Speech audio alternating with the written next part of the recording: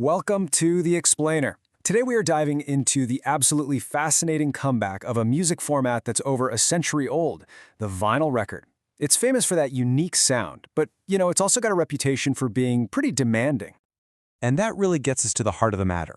The big question that is surprisingly divisive. Is the listening experience really truly better? Or are we just kind of in love with the imperfections that come with it? It's a huge debate, so let's jump right in.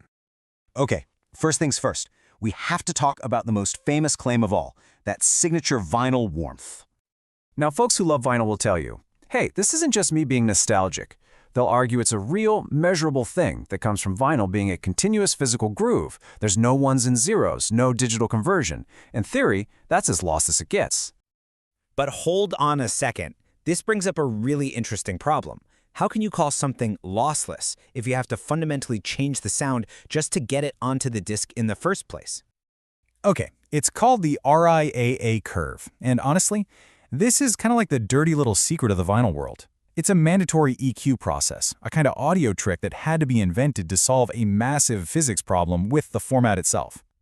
Here's how it works, and it's pretty wild. See those big, powerful bass notes? Their grooves would be physically too wide for the needle to even stay in them. So engineers have to shrink the bass way, way down. Then, to cut through all the surface noise, they crank the treble way up. Your stereo then has to reverse that whole process just to make it sound right. So that's the million-dollar question, right? Is this a clever trick that actually creates that signature warmth people love? Or is it just a distortion? A sound that's been translated twice before it even hits your ears. And get this, there's a side effect. When your system boosts that bass back up, it also amplifies the low-frequency rumble from the turntable's motor, and some people actually think that adds to the full-bodied sound.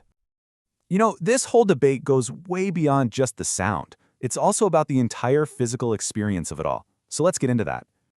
For a lot of people, this is what it's all about. The ritual, It's not just hit and play on a screen. You hold the big artwork, you read the lyrics, you clean the record. It forces you to be deliberate, to be connected to the music in a way that's just different.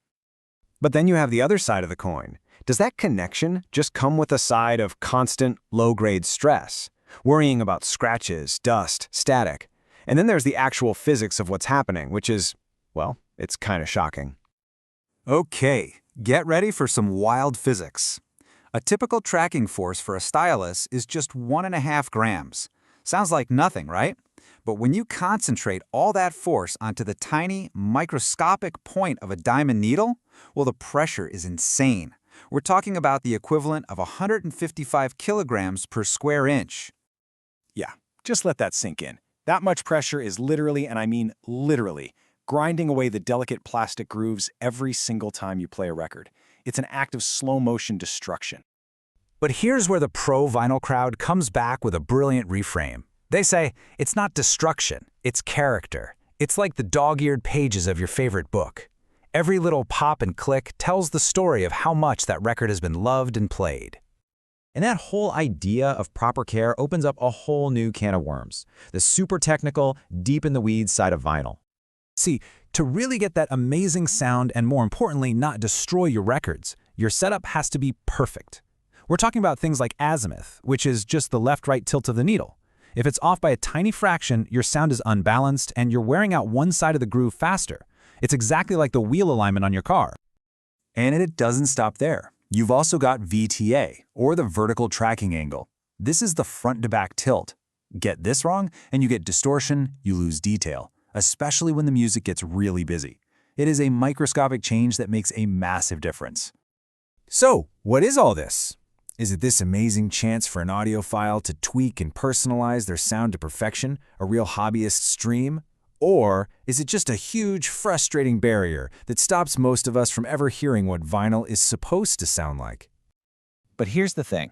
Even if you spend a fortune, even if your setup is calibrated by a NASA engineer, there is one physical flaw baked into every single record that you can't do anything about.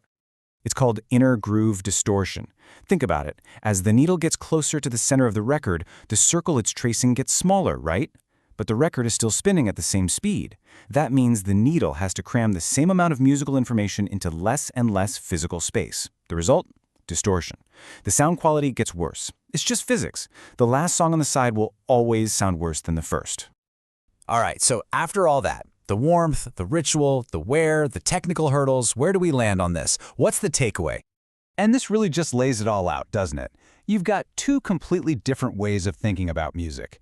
On one hand, vinyl is all about a subjective, physical experience where the whole ritual is part of the art. On the other hand, digital is about one thing: objective, measurable perfection, getting as close as humanly possible to the original studio master. So you see, there's no right answer. There's no winner in this debate. It's a choice between two different values: embracing a unique, intentional process or pursuing flawless, convenient perfection. Which means the real question isn't about which format is better. The real question is about you. When you sit down to listen to music, what are you really looking for? The character of the experience or the purity of the sound?